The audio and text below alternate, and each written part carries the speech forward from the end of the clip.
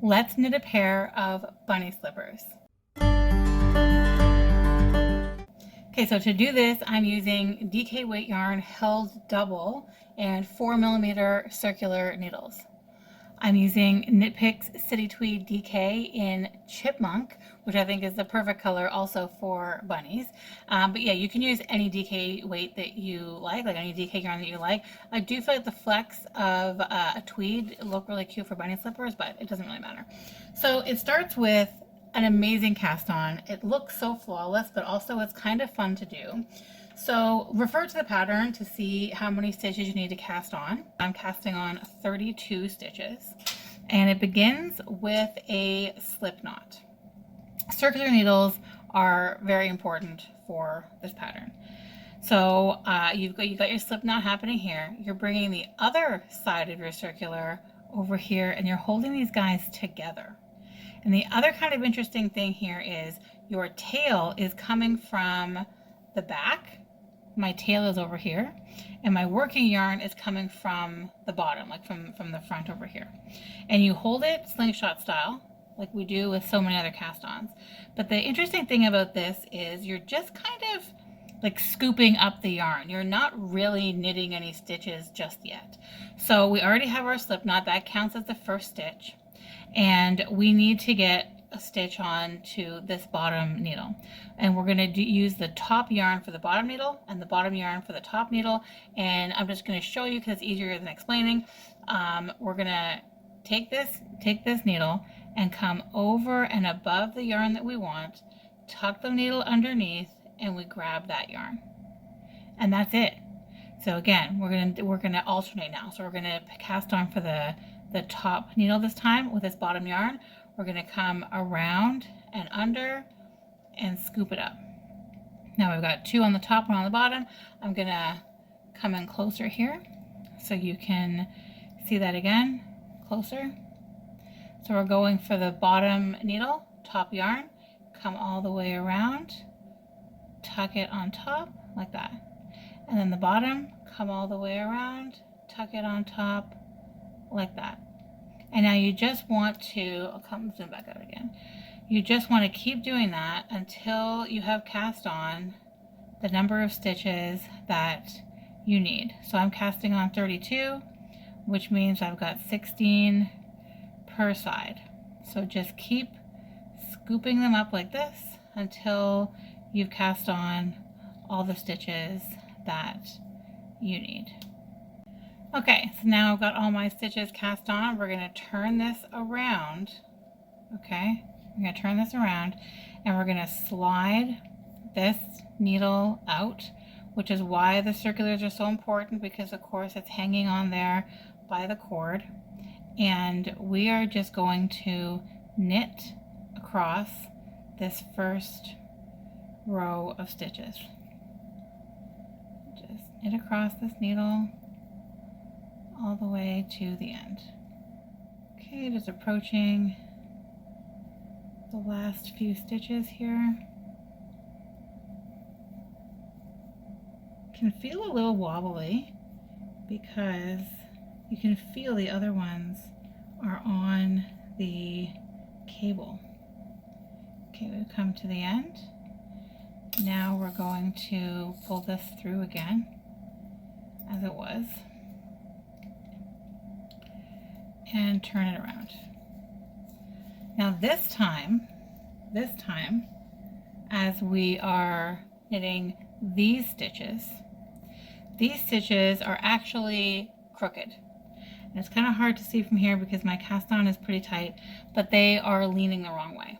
So we're only going to have to do this in this first time we go across them. We're going to knit through each of these stitches through the back loop. It's just this one needle's with one row and one needle's worth of stitches. So knitting these stitches through the back loop is actually going to correct their direction. If you can kind of see, you can see here, I'll get in closer. Kind of see how it's leaning the wrong way there. So we're going to fix that by knitting through the back loop, which is literally just instead of knitting in the front like you normally would, you'd knit through the back. Exactly as it sounds. And we're just doing that for this one row, one needle's worth, not even the whole round, just this one. Come back out. And then once you get to the end of this, you're just going to continue knitting as the pattern has directed. And there you have it. So then this cast on, let me get all untangled here. Like, you literally cannot even see where you cast on. So this is where our row count really begins, and I'm not going to put a stitch marker here because I'm not really knitting in the round in a way that the stitch marker makes sense, but I am going to just clip a marker right here so that I can tell when I've done both rows, both sides of the round, I guess I should say. So this first round is just plain knitting.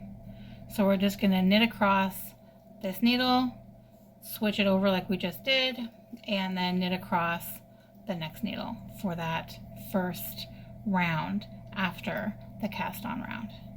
Okay, now we're back to the marker. So we've done both sides of that, and you can really see here how nice and seamless that cast on is. Like, you really can't even tell. It's so nice. And that's going to be our toe at the very, very edge of the slipper. So from here, what we're going to do is begin our increases. So we're increasing here and here, and then here and here, so that both sides have the same number of stitches. So I'm just increasing by knitting one into the front and one into the back. And it's as simple as that. So I'm going to actually pull that out and show you closer. Come on closer in case you haven't done this. Okay, so you go through the front and just knit that stitch as you normally would. But then instead of knocking it off the edge, we're going to pull the needle out a little and go through the back loop as well. So just like when we knit all those stitches through the back loop, we knit one through the back, and then now we have two stitches where there was just one, because we knit in the front and the back of it, and then knit all the way through to the end. Okay, I'm on the last stitch here. We're going to do it again, knit in the front, and then come around and knit in the back. Two stitches where there were one, turn it around, pull this needle through, and then pull this one out. And then again, we're going to knit in the front and knit in the back. Knit to the end and do it again. And then the next round is plain knitting. And then the next round is another increase round. So just follow the pattern of knit rounds and increase rounds until you're ready to just stop increasing and knit in the round. So I will finish my increases and be right back. So here I have completed my stockinette knitting in the round, and now there's the same on both sides, obviously, but we're going to call this the top, so this is going to be the bottom. So what we're going to do here now is make kind of the wraparound part for the foot. So we're going to check your pattern for what size you're knitting. We're going to knit across. I'm knitting 8 stitches across, then I'm casting off 8 stitches, then I'm knitting 8 more, and that's the top. Then I'm turning it around and knitting the bottom part, and then we're knitting flat now because we're not knitting in the round anymore. So I'm just going to kind of take you with me as I do this top part to show you what I mean. So for me, it's 8 and 8. But for you, the number is going to be different if you're knitting a different size. So this is the part that's going to sort of come along the top part of your foot before the opening. 2, 4, 6, 7, 8. And then these next 8 stitches are the opening. So we're just going to bind them off right here in the middle. So that's the first one. 1, 2. I'm sure you know how to do this, but we'll come up closer just in case. So we've knit this stitch, okay? knit the one beside it, and then scoop it up and pull it over top. So you're just passing it over. Okay, and then I'm going to do that until I've completed these bind off stitches. Okay, so I'm done these bind off stitches, and now I'm just going to continue knitting these last stitches on this needle.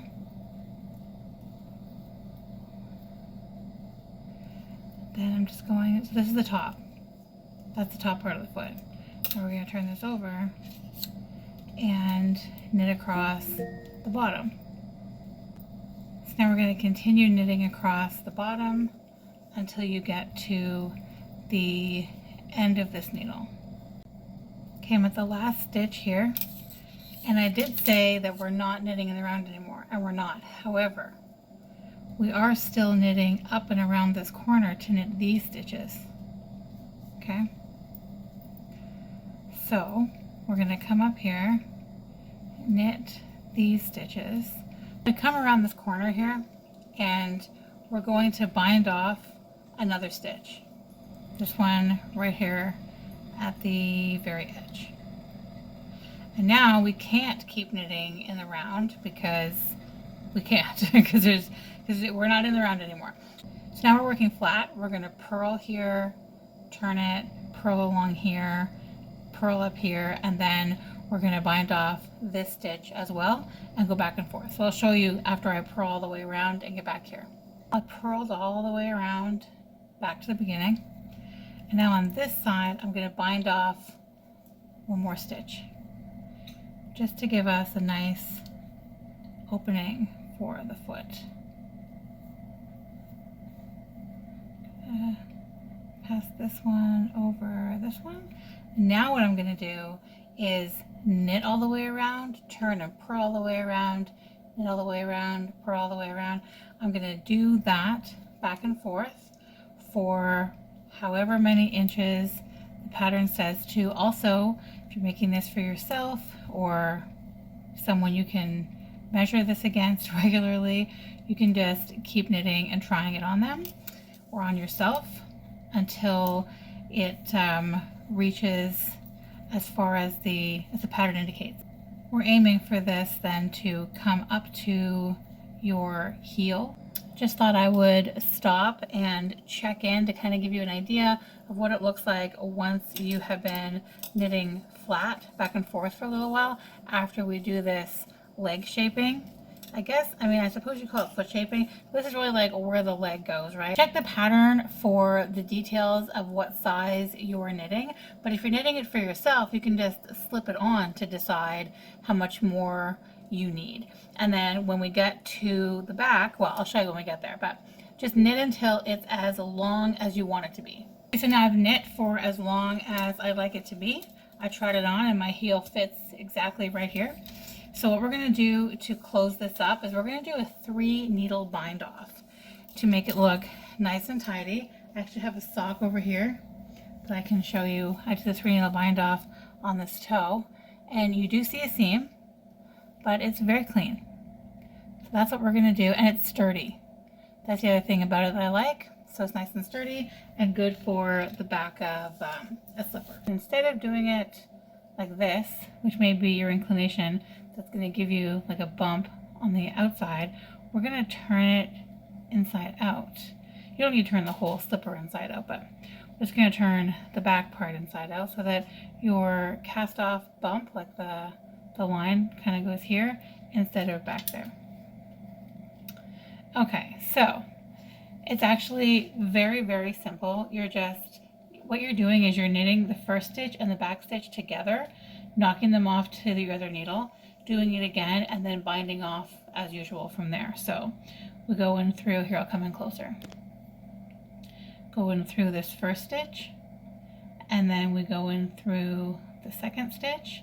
You take your working yarn, wrap it around, come through this first stitch, also come through the second stitch, and then they both come off like that. And then you have one stitch here. So we're going to do that again, through the front and through the back, and then knit this back one and knit this front one, knock them both off, and now we're going to take this stitch and pass it over this one. Like that. There you go. One stitch bound off. So through the front, through the back, and then knit the back, and then knit the front, and they both come off. Then you have these two, and then you go ahead and pull that over. So I'm just going to continue through these stitches until I've eaten them all up. And there you have it. Super cute, nice and clean. I do have an example of doing it the other way. So some people will look at this and think of this line in the back and feel like it might irritate the back of their heel or it might otherwise be uncomfortable. So I do not find it to be uncomfortable. However, if you do think it's uncomfortable, then you can always do your bind off the other way and you'll have this neat bind off row. So it's not quite as clean looking as when you do the 3 needle bind off inside out. However, then the inside gives you this clean indent instead of a bump. So if you don't want to have a bump on the inside, you can do your 3 needle bind off like this with wrong sides facing and right sides out, and then you'll have this line up the back, which is fine. If you prefer the look of this, like I much prefer the way that this looks and this does not bother me, in that case you're going to want to turn it inside out and do right sides facing together, right sides touching, and wrong sides out. So how you do that is entirely up to you, but the 3 needle bind off works exactly the same if it's inside out or not. So now all we have left to do is knit some ears and embroider on a face. Oh, and add a tail. Okay, let's knit the ears now. We're gonna cast on 10 stitches and then knit in stockinette for 20 rows before we start doing decreases. 2, 4, 6, 8, 9. So we're just gonna knit 1 row, purl 1 row, knit 1 row, purl 1 row for 20 rows total. And yeah, then come back for decreases. Okay, so at the top of the ear, what we're doing is after you've knit 20 rows, we're going to knit the first 2 stitches together, knit across to the last 2 stitches, and knit those together. Then turn the work, purl the first 2 stitches, purl to the end, purl the last 2 stitches until you have none left. So here's my ear. It looks a little floppy, but what's cute is that when you turn it in together like this to attach it to the slipper, kind of naturally curves in together and gives you a cute little bunny ear shape. We are going to iron these before we attach them. So we're going to make the second one and then attach them. Okay, we've got our ears and we've got a slipper. I've already marked just the same distance from the edge. You can really decide where you want this to go. You could even put them up a lot closer and put the face here. I just like the idea of the face kind of being on top instead of on the front, but it's up to you where you go from here. It's really your own artistic license from here. What I am going to say is you're going to want to bring the bottom together and sew this piece through that one first before it gets attached, because we want it to have that cute little floppy bunny shape. So from here I'm just going to stitch that together along the bottom. Kind of gives us a base to attach it with as well.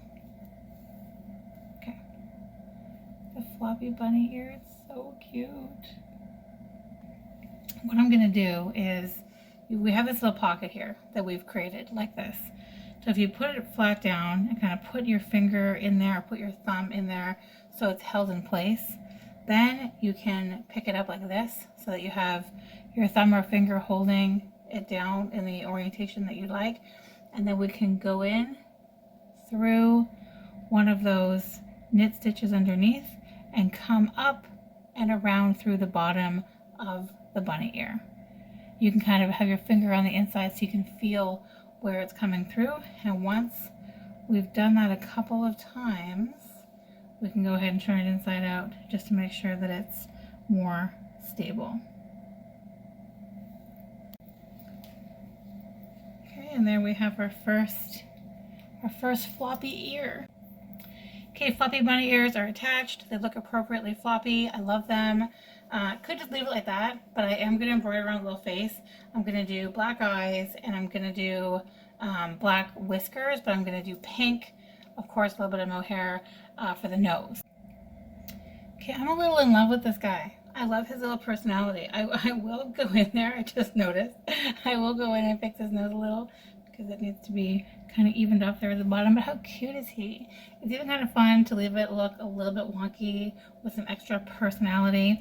But yeah, feel free to have fun and go about doing that however you want, but obviously feel free to embellish however you would like to. I am going to add a pom-pom on the back, and so I'll show you that last final thing. What size pom-pom you want to go with is totally up to you. I've got a tiny one that I'll use, I think, for a smaller size. I've got this medium-sized one. I also have a gigantic one that I'm not even going to bother with because it's just too gigantic. So instead of the tiny one, I'll just show you how to use one of these because it's maybe not as intuitive as it seems like it is. So first, I'll just show you. Mine looks like this. Sometimes the pieces, sometimes this is on this side.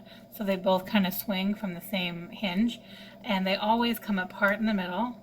It feels like you're breaking it, but you're not. They're meant to come apart. Sometimes when you buy them, they're already apart when you get them at the store. Okay, so to use it, make sure it's together, and we're just gonna have one part open. And basically what we're gonna do is, because we're wrapping both sides, okay? So we're gonna start over here, and we're going to wrap the yarn all the way around and then close this side, and then continue wrapping around like this, close this side, and then I'll show you what comes next.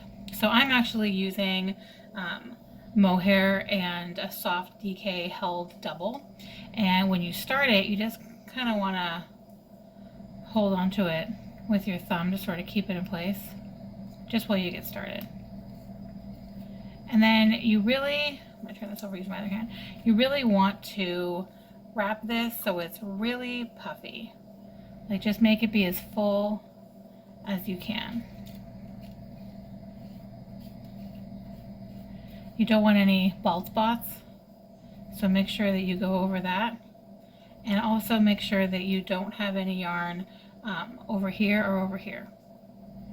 So we're just wrapping like the half circle all the way around, nice and big. Okay, I think we're sufficiently puffy, and then we're gonna bring it around to the bottom, bring it closed like this, okay, and then we're just gonna keep going over here like that. This part gets cut later anyway, so don't fret too much over that. Just make sure that it's not on this spot right here, and then do the same thing on this side as you did on the other, just wrapping it nice and thick all the way around. If you develop some bald spots, that's okay. Just make sure you go back and fill them, because you really can't have any bald spots, because then your pom-pom, well, it won't look nice, but it may also fall apart. Okay, I think that is enough. And then we're going to close it. You can cut this. Okay, now what we're going to do is cut all along that seam there. You're going to cut all the way around, and you really want to make sure there's nothing sticking out. So I'll just kind of start in the middle. You really want some good sharp scissors for this. So I'm just starting in the middle, and then I'll go in both directions. So also be very, very careful that you don't accidentally open this, because that would be horrible. That would be bad. Okay, so this side is totally done. Turn it. Here's where we kind of move from one side to the other. So that's out of the way. And again, I'm just starting in the middle, going in one direction, then turn it around and go in the other direction. Okay, now just take another glance and make sure there's nothing attaching them on either side. Okay, now you need to take a length of yarn, and how long you want this to be will really depend on what you're attaching it to. You might need more or less depending on what you're doing with this pom-pom. Longer is always safer. And then what we're going to do is slide this through the seam that we just cut open. So we're going to slide this in here. Easier to do it lying down. So I'm just going to go like this. You can see I slid it right in there. Then up to the top, and I'm going to tie two knots. Tie it like you mean it, because you definitely don't want to fumble this. Okay, now open one side and then open, and then open the other side. And then the real magic happens when you take it apart. And mine, I showed you, was kind of fiddly when I was doing it earlier to show you, so. And there we go. You can puff it up a little. And there you have it. Cute pom-pom. Now you can spend a ridiculous amount of time just kind of trimming it everywhere to make it be perfect.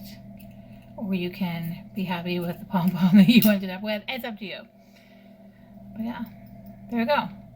Now we can attach it to the back of the slipper. So attaching this pom-pom to the back of your slipper, this may be obnoxiously large. For you, you might want to make a smaller pom-pom. It's exactly the right size in my opinion, but yeah, a smaller one would be fine. Certainly for smaller size, the smaller one would probably make more sense. But all you're really doing here is we're just gonna thread our darning needle with half of this tail and secure the pom-pom with this tail to not quite the top, maybe a little bit uncomfortable quite at the top, just a few rows down from the top, and then use the other side, the other tail, to secure it further, because we don't want these guys falling off. So you have to come in from the outside, obviously, because you're attached to the pom-pom. I'm just going to go like this as my first stitch, and that's basically what I'm going to keep doing back and forth, but I can't really show you further because the pom-pom is in the way. But you're basically just going back and forth for the length of the pom-pom. Okay, and there we go. Ridiculously adorable bunny slipper with a very puffy pom-pom tail. I love him or her. I hope you love them too. Thanks so much for watching. I hope you had fun knitting this along with me. You can find lots more tutorials like this in the members area of this channel, and you can always follow along on Instagram for behind the scenes daily updates of my stories on new patterns and nacho stuff and just live stuff over on Instagram. So thanks again for watching, guys. Bye.